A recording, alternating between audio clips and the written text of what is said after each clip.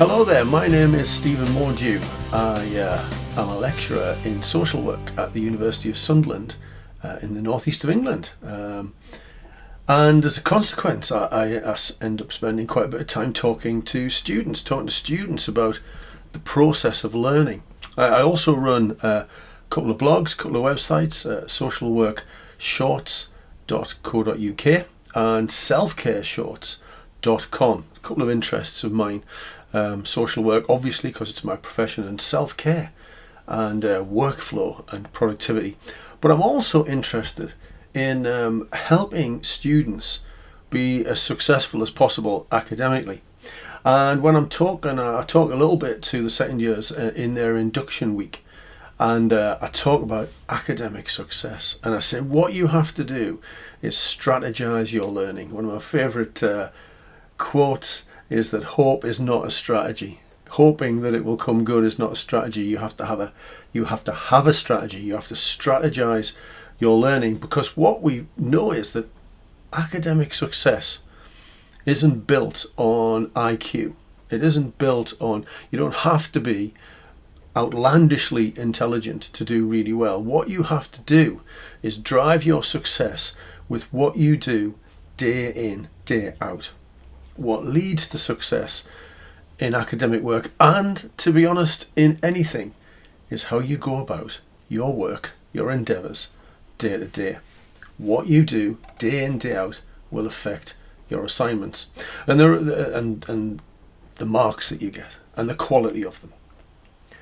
Success depends on the environment you create, both internally and externally. So there's an internal preparation required for academic work and work in life. There's an internal preparation required. You need to manage your energy. You need to be in a good place physically, psychologically, mentally, so that you can immerse yourself in what you have to consider and contemplate and write. But then you have to create an external environment that is conducive to learning, that is conducive to doing the work. So you need somewhere to sit with your laptop, to sit and read. You need your books around you. You need the cues and the symbols that say, right, I'm sitting down to do some academic work. And the other thing about learning is that it doesn't just happen by chance. We have to structure it in a way that we accumulate it. We accumulate this knowledge, and then we connect the knowledge to other pieces of knowledge to see how it all hangs together. Because, knowledge doesn't exist in isolation. You think about one concept and it links to other concepts and ideas. And that's prevalent in social work. It's prevalent in lots of things. For me, in social work, ideas around sociological ideas or psychological ideas or philosophical ideas or ideas of politics, they link to how we then go about doing the job that is social work. So we have to find those links and connections so that we understand them, so that we become better social workers or teachers or nurses or architects or whatever it happens to be that you are. So learning is cumulative and connected. And I really love watching, I don't know if any of you watch University Challenge. I love watching University Challenge. I often get one or two questions right, and that's about it. But what I love doing is watching these people work out the answers. Sometimes they don't know what the answer is, but sometimes they know the answer is, a poet from the 18th century. So they start to work out, well, who are the poets and who's around and what might the bits of the question fit with. They break it down, can use their connected knowledge to kind of figure out what the answer might be. And that's what we have to do. That's what we have to do as students, and that's what I do anyway as a lecturer. I collect knowledge and link it together, and then I tell people about it or I write about it, and that's what students need to do as well. Insight, though making those connections, insight only comes from exposing yourself to volume of material. You have to do a lot of it. It has to be a daily habit. One of the problems I think that students often have, that they don't realise they have, is that they only read when they're directed to read. Not all of them, some of them. They only read if they're directed to read. They only read when they're reading for a purpose, and that purpose usually is an assignment to write. So they go and get the books for the assignment and they read those books. That's fine, that's all right. Sometimes the knowledge is connected to stuff that sits on the periphery though, and that enhances that core knowledge. And as well as that, more than that I think, because I think students do read, or hopefully they're reading lots, it's apparent to me that the students who read the most are the ones that do the best. Simple as that. But the other thing that's problematic is I think most students only write when they're writing an assignment. And writing is a skill that we can hone. Writing is not something we just should do on special occasions. We should write all the time. You know, we should get into the habit of writing. And students often take lots of notes. And one of the ways you can learn to write is by writing up those notes and going off and having a bit of a read of the books and adding in things from the books to your notes. So instead of having the notes from the lecture and the notes from the book, you maybe have an amalgamation or some connection between the notes from lectures, notes from books, notes from podcasts, notes from YouTube videos, whatever it happens to be. You kind of collate them together.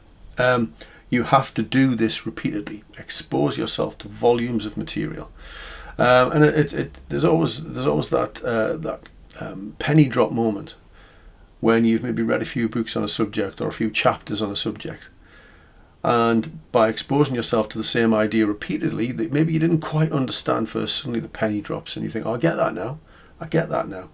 And sometimes all you simply need to do, it's not a lack of academic ability, it's not a lack of kind of intellect or intelligence. It's just that sometimes concepts and ideas are really hard to understand, and dare I say, sometimes in some of these academic books they're written in a way that is hard to understand, you know. So what we have to do is apply ourselves to the reading and the writing routinely, so that when it matters, we can bring out our best. It's like if you think of an athlete, you know, you've got you've got some distance runner, you know, Paula Radcliffe. You know, she didn't do nothing and then run a marathon.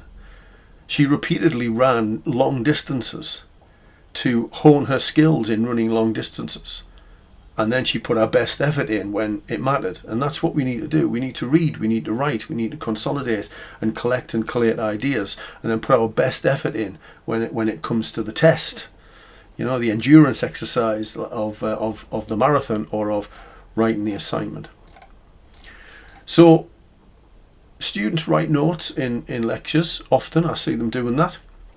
It's a bit scary when you first start as a lecturer, when people are writing stuff down that you say. But they write it down, and I've asked students this is not just me saying this, I've asked students this, I've said, what do you then do with those notes? And the unanimous response is usually nothing. They sit in a folder somewhere and they never see the light of day. And I think what's really important with notes you've taken in lectures is, first of all, they should be brief, they should be bullet points, because if you're writing too much down, you're not listening to what's being said.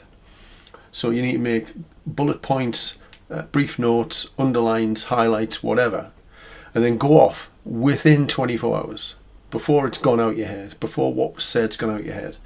You need to go and type those up, write those up into some sort of format. It cements your learning. Repetition, going back over the subject matter again, is really important. And while you're doing that, you might read a couple of books and add stuff in. You might do that. But you take those bullet pointed notes, those brief notes, and you enhance them in some way. And then you review them periodically. Well, next week you've got some more notes. You write those notes up and you think, how do these notes connect with these notes? That's what you need to do. Write the connections down. Figure out how they link. And we've got some ways to do that. And actually that's the point of this introductory video, this little video here, is to say there are ways to do this, really helpful ways to do this. Noting down the things you don't understand is really interesting. You know, you've got to be there, you've got to be prepared, you've got to be ready. It's the same when you're reading. Read with a pen in your hand. I always say, you know, I love my books, as you can probably tell, and they're my books, so I can write in them. You can't write in the library books, but you've got to somehow collate the knowledge, post-it notes, that kind of thing.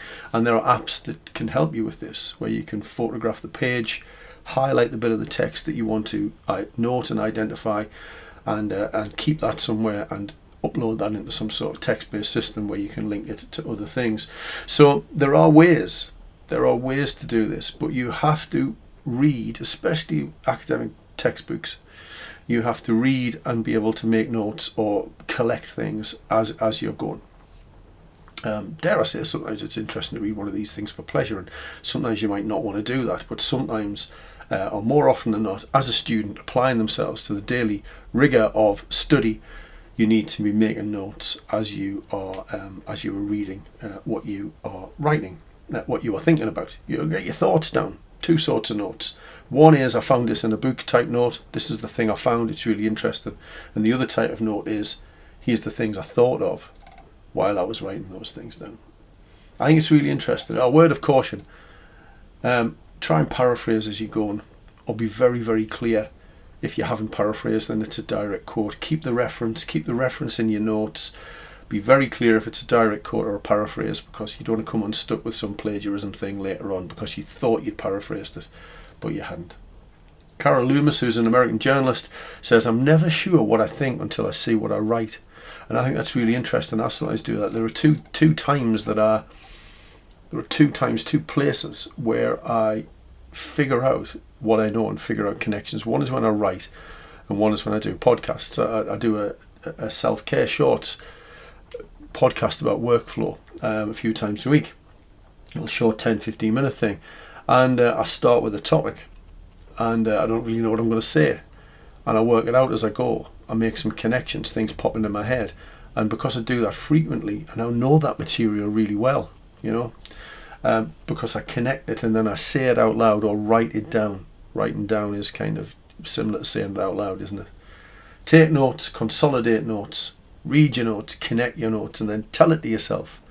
Then take more notes and then consolidate those notes, and then read your notes and then connect your notes, then tell it to yourself. I'm always telling things to myself in my head when I'm walking the dog, out with the dog for maybe half an hour a day or whatever in the morning, say on an afternoon.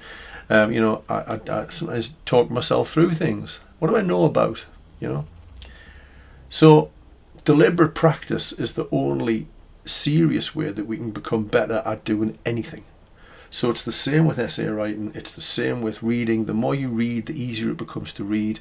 The more you write, the easier it becomes to write. So to be a good assignment writer, you have to practice writing.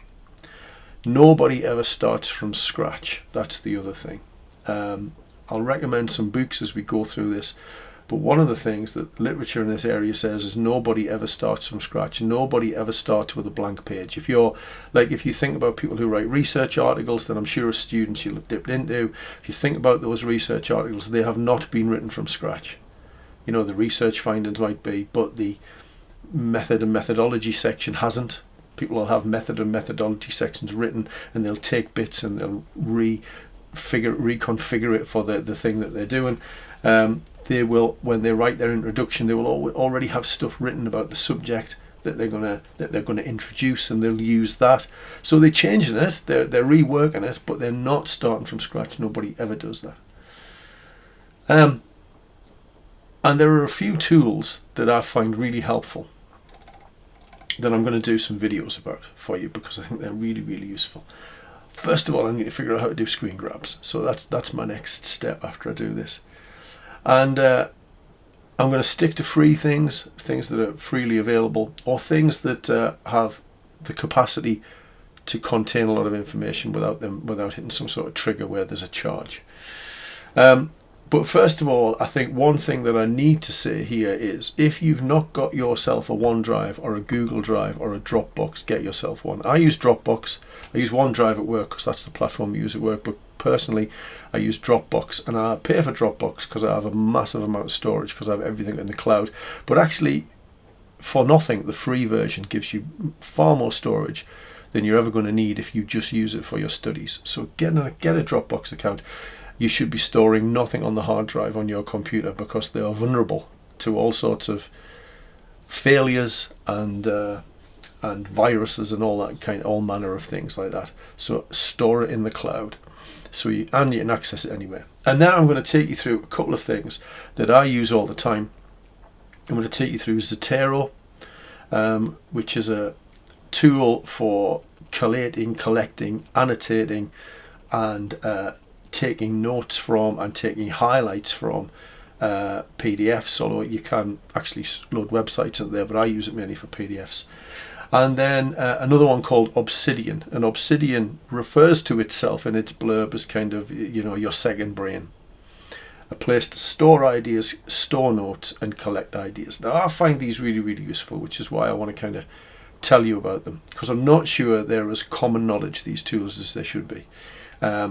Certainly, I'd never come across them till a friend of mine who is an academic in Edinburgh, my friend Gareth, he told me about these things. And even though I've moved in the academic world for 10 years, I'd never heard anybody talking about these two products, and they're brilliant. They're amazing. They're great what they can do, and they help you consolidate and clarify your knowledge and connect it. So that's what we're going to do. So this is just a little introduction to say, why am I doing this? Well, this is why, because I want you to do the best you can. But to do the best you can, you've got to have a better strategy than hoping it'll be all right. And these two tools will help you get into the habit of reading and get into the habit of writing. So I'll see you in the next videos.